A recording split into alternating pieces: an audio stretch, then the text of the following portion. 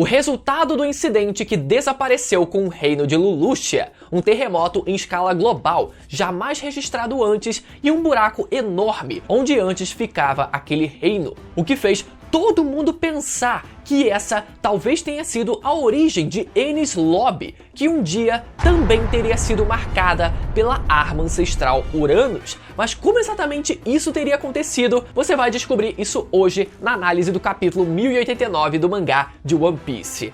Galera, quando eu vi isso nos spoilers, sim, eu vejo os spoilers, mas quando eu vi aquela marca ali do resultado de como tinha ficado o Lelouch e as pessoas começando a comparar com o Enies Lobby, eu fico, porra, é isso que faz o One Piece ser tão maravilhoso, cara. É isso que faz. Eu digo pra vocês, o universo de One Piece, ele sempre consegue surpreender a gente. As pessoas ficam maravilhadas, por exemplo, com o Skype, com as conexões anteriores, mas Enies Lobby sempre me pareceu um lugar extremamente específico mesmo pro universo de One Piece. Poderia existir de forma completamente natural. É a geografia e a liberdade poética que esse mangá permite que ela exista. Mas ainda assim, galera, isso ter um real motivo e que obviamente a gente vai teorizar aqui e que vamos ter mais informações daqui pra frente de como exatamente isso aconteceu, pô, não tem como, galera.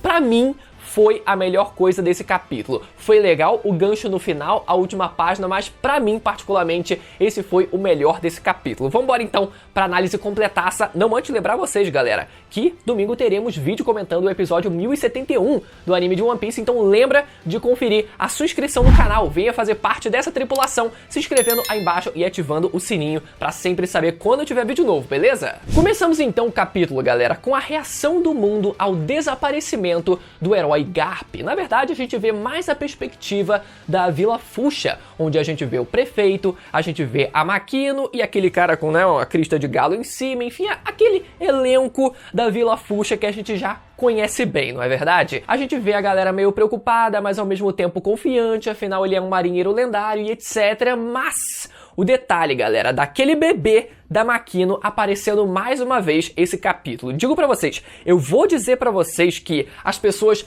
não dão a devida importância que eu acho que esse moleque vai ter na história. Vocês não estão entendendo. Ao meu ver, esse moleque, primeiro de tudo, ele vai sim, e eu já falei aqui mais de uma vez no canal, ser confirmado como o filho do Shanks com a Makino. Isso porque, na sua coloração oficial do mangá, ele tem o cabelo marrom, que é exatamente a mistura das cores vermelho, da cor do cabelo do Shanks, e verde, que é a cor do cabelo da Makino.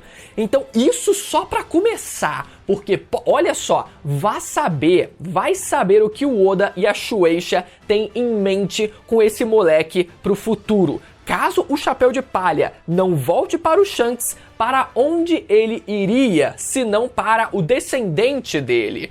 Enfim, só queria desabafar isso porque eu gosto sempre de lembrar que esse moleque, sim, é melhor vocês se prepararem. Mas enfim, galera, de qualquer forma, toda a reação do que aconteceu com Garp e foi noticiado nos jornais acabou sendo ofuscado pelo que aconteceu em seguida. De repente e do nada, na página seguinte, a gente vê várias e várias localidades do mundo de One Piece. Um terremoto atinge tanto o East Blue, onde a gente pode ver da perspectiva de Log Town, o West Blue também, onde a gente vê a perspectiva do país de Kano, e também o North Blue, onde a gente vê a perspectiva de Spider Miles, que é basicamente um porto que foi usado como base pelo bando do Doflamingo lá naquele flashback, quando ele veste aquela roupa de frio e conhece o Trafalgar Law criancinha, né? E não só nos 4 grandes mares do mundo, mas a gente vê também a perspectiva daqueles que também moram na Grand Line e também no Novo Mundo, como Alabum. A gente vê o Iceberg, que fica lá, né, em Water 7. A gente vê a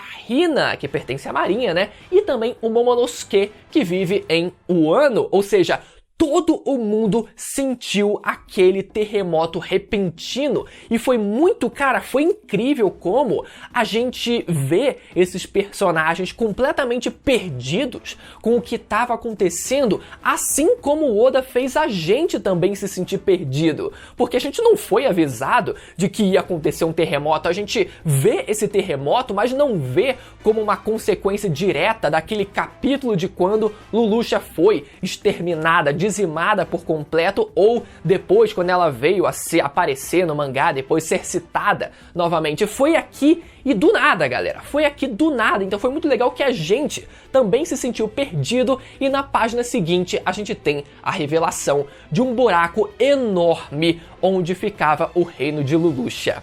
Vamos começar as teorias aqui, galera. Todo mundo fez a comparação com Enies Lobby, onde vemos aquele buraco enorme também ali que circunda aqueles pedaços de terra que ainda estão presentes. Mas antes de falar de Enies Lobby, vamos lembrar que Water 7, que fica ali próximo de Enies Lobby, é uma cidade que está sendo submersa no mar ao longo dos séculos. E a gente vê que Lelouch, o que aconteceu com Lelouch fez com que o mar do oceano subisse, se elevasse a 1 metro de altura. E quando a gente para lembrar de Water 7, que é uma cidade que vai sendo construída em cima das próprias construções antigas para que ela não se afunde, é algo que a gente para pensar, porra, será que não foi isso que aconteceu com Enies Lobby e, consequentemente, Water 7 começou a ter que ser construída em cima das suas construções antigas? Mas o que interessa pra gente nesse momento em específico é falar de Enies Lobby.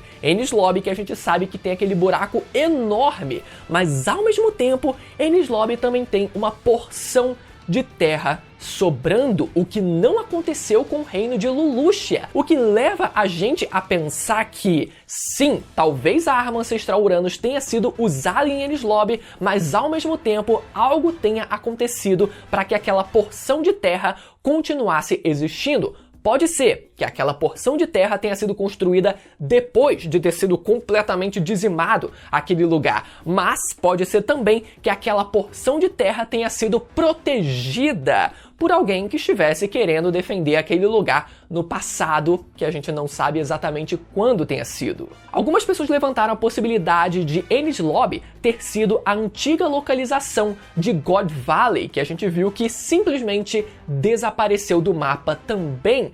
Mas eu não acho que esse tenha sido o caso, primeiro por alguns motivos, na verdade. Primeiro porque a gente viu que Imu-sama estava sedenta para querer testar a tal Mother Flame, que talvez tenha sido, né, convenciona-se que seja o motor, o combustível necessário para fazer com que essa arma possa funcionar. E considerando que God Valley desapareceu cerca de 40 anos atrás, não parece ter sido o caso, senão outro terremoto como esse já teria sido sentido também. Fora que, como eu citei, Imu queria testar a Mother Flame e se ela tivesse usado isso 40 anos atrás, não faria muito sentido essa frase também, né? E algumas pessoas também levantaram a possibilidade de Enies Lobby no passado ter sido também a própria ilha de Laugh Tale. Agora, galera, esse é um chute um pouco mais longe, que eu fico um pouco dividido. Não sei, galera, eu fico meio dividido, eu quero saber a opinião de vocês. Uma informação interessante que também vale destacar que a gente teve nesse capítulo é de que esse terremoto nunca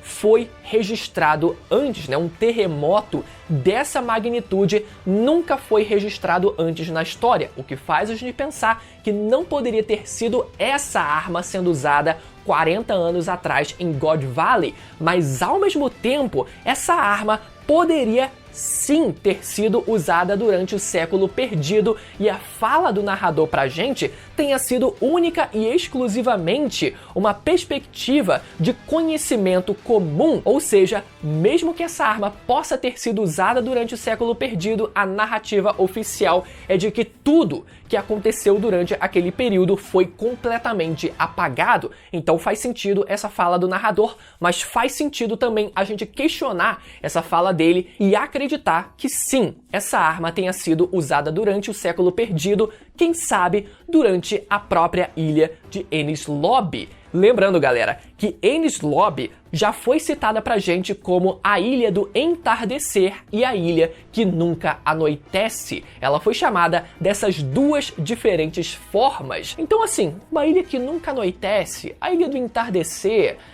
o novo amanhecer do mundo de One Piece, é algo que se conversa ali mesmo que indiretamente. Mas o fato de existir aquela porção de terra ali presente realmente me leva a crer que essa arma teria sido usada contra esse lugar e alguém tenha conseguido defender parcialmente, olha só, defender parcialmente o poder que a gente viu ser usado contra o reino de Lelouch. Alguém tenha realmente conseguido defender aquela porção de terra com alguma técnica, algum ataque direto, quem sabe exatamente o próprio Joy Boy no passado. E sim, galera, por mais que as armas ancestrais elas tenham tido uma conexão, tenham uma ligação histórica muito mais próxima do Reino Antigo e no passado elas fossem aliadas do Reino Antigo, faz muito sentido a gente pensar que pelo menos a arma ancestral Uranus tenha mudado de mãos e passada a ser usada pelo governo mundial, né? Pelo que viria a ser o governo mundial e tenha sido usada contra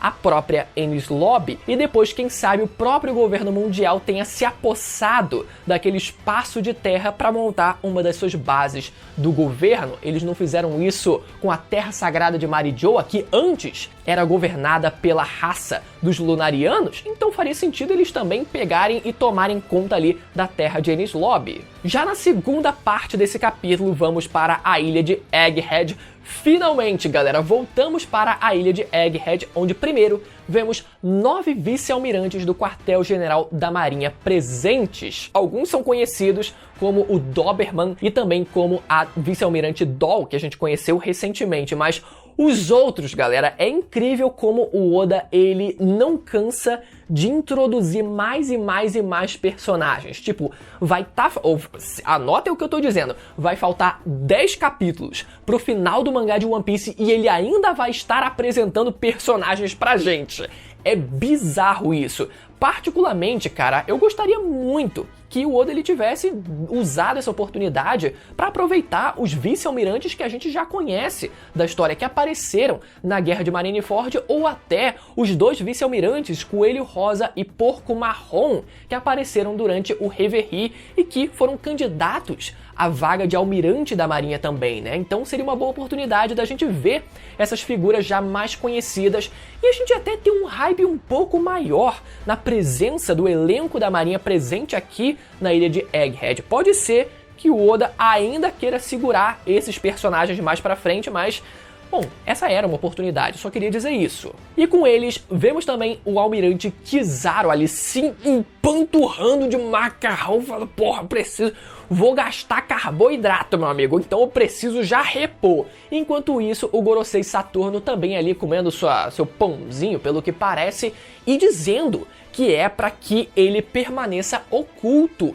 Ele não pretende lutar na linha de frente. Então, a princípio, pode ser que esse Gorosei só queira realmente ali exercer a sua função de autoridade em cima dos serafins. Pode ser que esse seja o caso, mas com ele presente lá, não vai ter como, galera. Uma hora ele pode ser que venha a ser exposto e venha a ter que lutar diretamente contra o Chapéu de Palha, galera. Isso não tem como não acontecer, mas pelo menos a princípio ele vai permanecer oculto. Temos também um resumão do paradeiro dos personagens presentes na ilha de Egghead, afinal faz um tempasso que a gente não acompanha os capítulos dentro dessa ilha, então foi um resumão ali justificável. E vemos finalmente o plot final desse capítulo com a Vegapunk York ligando diretamente para a Terra Sagrada de Marijoa, tentando fazer a sua negociação, desejando se tornar um Tenryubito, enquanto os Gorosei, na verdade, perguntam se a York é capaz, né, se ela seria capaz de replicar a Mother Flame sozinha. E a York responde que o reator de fusão para fazê-la está presente em Egghead, ou seja, aqui a gente já tem uma noção um pouco mais exata do que seria essa tal Mother Flame, que seria um reator de fusão que na prática subentende-se então que seria o motor que faria com que a arma ancestral pudesse funcionar. E com uma das melhores coisas nesse capítulo sendo, galera, a perspectiva da York gritando: salvem-me, eu vou ser morta pelos chapéus de palha!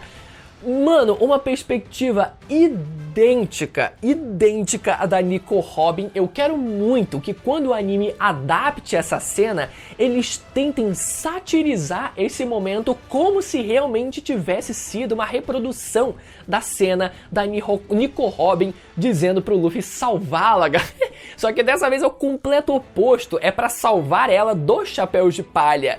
Foi incrível, e somado a isso, aquela página dupla ali de todo mundo reunido. A gente vê não só o bando dos chapéus de palha, a gente vê o Vegapunk velho, a gente não vê os outros, né? Mas a gente vê o Vegapunk velho, a gente vê o Lute, a gente vê a Bonnie também ali, pelo visto já resolveu ali o seu plot das memórias do Kuma também estando presente ali. Muito bom, ótimo adiantamento que eles fizeram, só uma pena eu diria, que provavelmente no capítulo que vem a gente vai ter todo um flashback para explicar como se deram os acontecimentos até chegarem a esse ponto. O que eu espero, o que eu desejo pelo menos é que esse flashback ele não seja muito longo, pra gente não perder o ritmo do início dessa batalha pelo menos. Particularmente, o que eu acho que possa vir a acontecer realmente seja esse reator de fusão indo parar nas mãos do governo mundial. Pode ser que a York também vá junto, ou seja traída ou qualquer coisa, mas a gente precisa lembrar também do bando do Barba Negra também presente e que provavelmente vai tentar sequestrar o Serafim da Boa Hancock para ainda tentar despetrificar um certo alguém ou uma certa coisa. Sim, eu acredito que a Boa Hancock tenha blefado quando ela disse que não seria capaz de despetrificar outras pessoas que foram petrificadas por usuários passados da sua fruta. Blefe total! O Serafim da Boa Hancock será usado sim e vai funcionar. O que eu quero saber agora é a teoria de vocês aí nos comentários e lembra de conferir a sua inscrição no canal que amanhã vai ter um vídeo muito top sobre o Gear 5, galera. Não vou dizer mais nada, só fica inscrito e ligado que amanhã vai ter um vídeo sensacional, beleza? Até a próxima, tchau!